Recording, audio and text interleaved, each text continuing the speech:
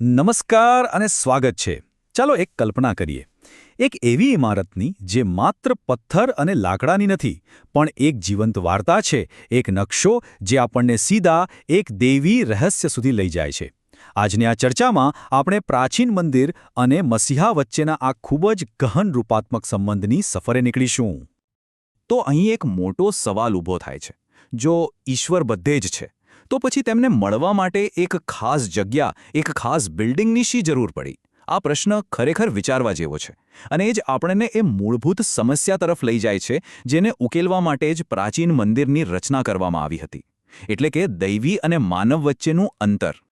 જુઓ, સ્ત્રોત ગ્રંથો આપણને સમજાવે છે કે સર્જનહાર અને તેમના સર્જન વચ્ચે એક બહુ ઊંડી ખાઈ હતી. મતલબ કે માનવજાત માટે સીધા જ ઈશ્વરના પવિત્ર સાનિધ્યમાં પહોંચવું એ અશક્ય હતું. અને બસ આ જ કારણે મંદિરની ભૂમિકા એકદમ સ્પષ્ટ થઈ ગઈ.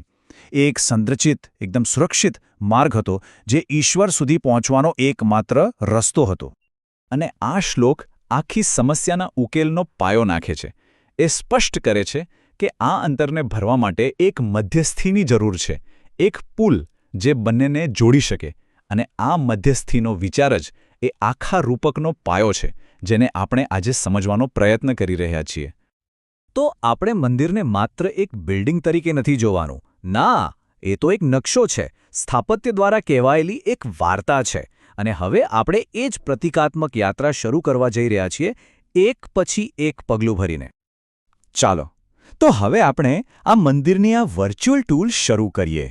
સૌથી પહેલાં સૌથી બહારનો વિસ્તાર, એટલે કે આંગણું. અહીં આપણને બે મુખ્ય વસ્તુઓ જોવા મળે છે, જે આ યાત્રાના પહેલા અને સૌથી મહત્વના પગલાંનું પ્રતીક છે.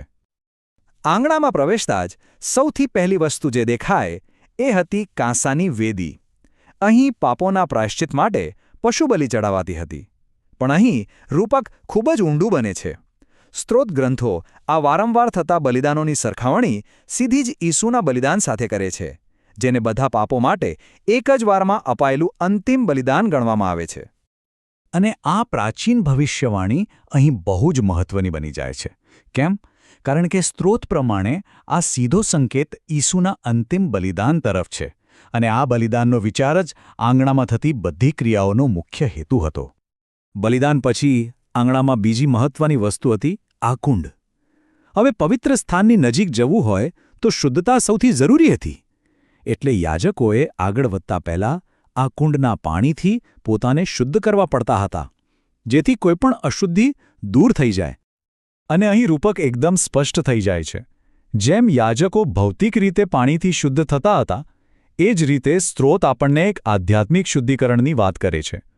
અને આ શુદ્ધિકરણ ઈશ્વરની નજીક જવા માટે ખૂબ જ જરૂરી માનવામાં આવતું હતું.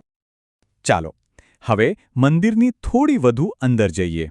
એક ઢંકાયેલા ખંડમાં, જેને પવિત્ર સ્થાન કહેવાય છે.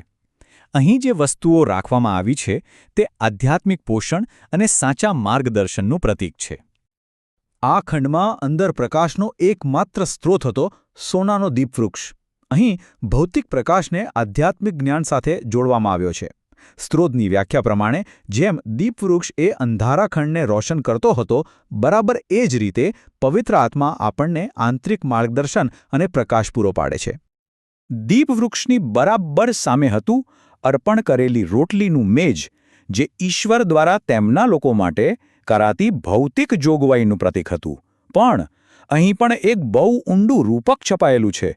સ્ત્રોત આ ભૌતિક રોટલીની સરખામણી ઈશુ સાથે કરે છે, જેમને જીવનની રોટલી કહેવામાં આવ્યા છે, જે રણમાં મળેલા કામચલાઉ માનના જેવા નથી, પણ અંતિમ અને શાશ્વત આધ્યાત્મિક પોષણ આપે છે. અને હવે આપણે આ યાત્રાના સૌથી નિર્ણાયક બિંદુ પર પહોંચ્યા છીએ. એક વિશાળ, ભારે પડદો.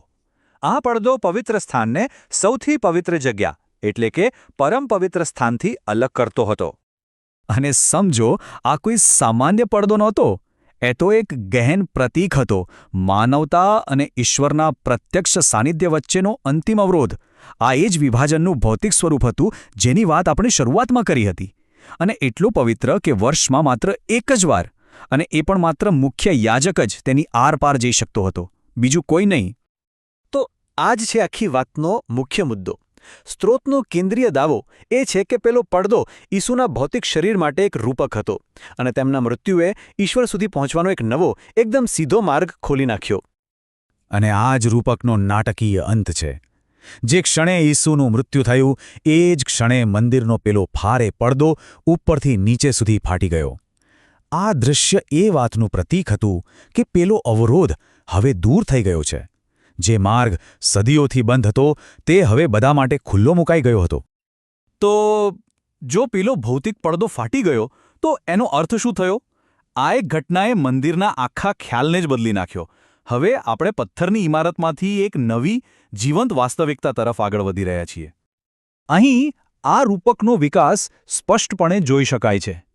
તે એક ઇમારતથી શરૂ થઈને એક વ્યક્તિ એટલે કે ઈસુ સુધી પહોંચે છે અને પછી તેમના અનુયાયીઓ સુધી વિસ્તરે છે. આ વિચાર મંદિરના ખ્યાલને એક સ્થિર બિલ્ડિંગમાંથી એક ગતિશીલ, જીવંત હકીકતમાં ફેરવી દે છે. તો આ હતી આપણી યાત્રાનો એક ટૂંકો સારાંશ. આ 4 પગલાં એ ધાર્મિક યાત્રાની પ્રગતિને મજબૂત કરે છે. એ બતાવે છે કે કેવી રીતે દરેક તત્વ આગલા તત્વ માટે માર્ગ તૈયાર કરે છે. અને આ જ આખી ચર્ચાનો સાર છે. મંદિર ફક્ત પૂજા કરવાનું સ્થળ નહોતું. ના, એ તો એક બહુ ઊંડો પાઠ હતો, એક ભૌતિક રૂપક હતું, જે એક નવી આધ્યાત્મિક વાસ્તવિકતાના આવવાની રાહ જોઈ રહ્યું હતું. અને અંતે આ એક વિચાર આપણી સમક્ષ મૂકવામાં આવ્યો છે. પ્રાચીન મંદિર તો પથ્થરનું હતું, પણ ગ્રંથ પ્રમાણે આજે જીવંત મંદિર હોવાનો અર્થ શું થાય? આ પ્રશ્ન એ પ્રાચીન રૂપકને સીધો જ આજના સમયમાં લઈ આવે છે અને આપણને વિચારવા પર મજબૂર કરે છે કે આ ઊંડા પ્રતીકો આજે આપણા જીવનમાં કેવી રીતે લાગુ પડી શકે છે.